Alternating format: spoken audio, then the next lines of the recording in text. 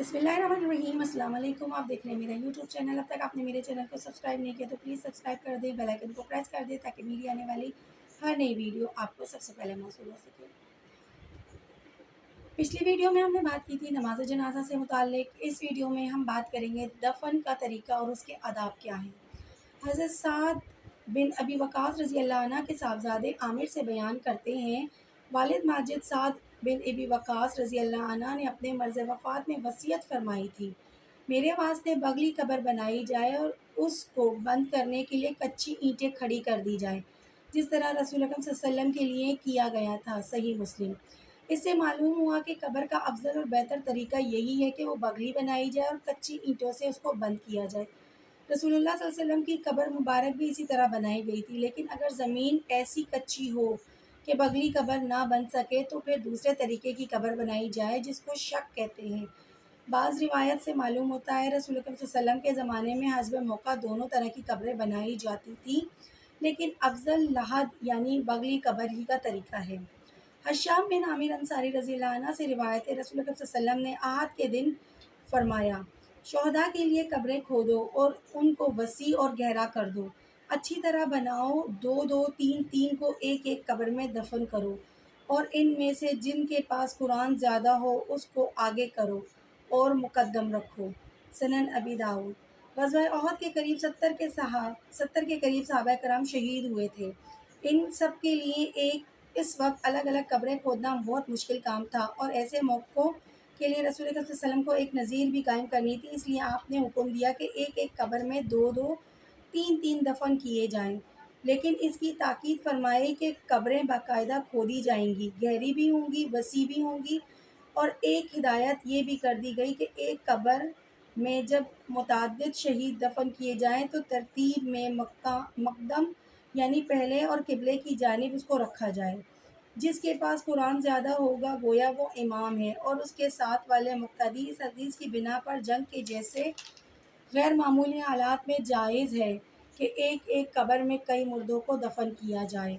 हज़रत अब्दुल्ला बिन उमर रज़ी अल्लाह अन्हु से रिवायत है, रसूल अकरम सल्लल्लाहु अलैहि वसल्लम जब किसी मैयत को कब्र में उतारते या कोई मैयत कब्र में उतारी जाती तो फरमाते, हम इस बंदे को अल्लाह के पाक नाम के साथ और उसकी मदद के साथ और उसके नबी के तरीके पर सुपुर्द खाक करते हैं।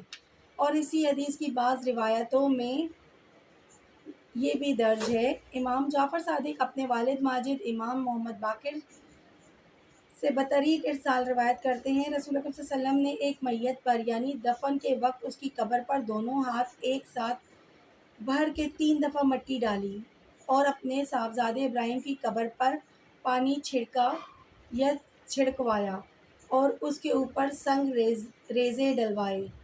हज़रत अब्दुल्ला बिन उमर रज़ी अल्लाह अन्हु से रिवायत है, मैंने रसूल अकरम सल्लल्लाहु अलैहि वसल्लम से सुना, आप सल्लल्लाहु अलैहि वसल्लम फरमाते थे कि जब तुम्हारा कोई आदमी इंतकाल कर जाए तो उसको देर तक घर में मत रखो और कब्र तक पहुंचाने और दफनाने में सरात से काम लो और दफन के बाद सर की जानिब सूरह बकरा की इब्तिदाई आयत ता मुफ्लिहून और पाँव की जानिब उसके अख्तितामी आयत आमन रसूल से ख़त्म सूरह तक पढ़ी जाए।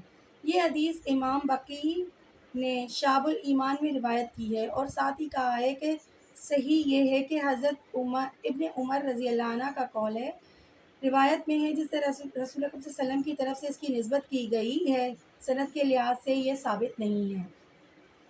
मैयत को देर तक घर में ना रखने और कफन दफन में जल्दी करने की हिदायत तो रसूल अकरम सल्लल्लाहु अलैहि वसल्लम की मुतअद्दिद हदीसों में वारिद हुई है और सूरह बकरा की इब्तिदाई और इख्तितामी आयत के कब्र पर पढ़ने का हुक्म ज़ाहिर है कि हज़रत उमर अपनी आंखों से नहीं देख सकते थे।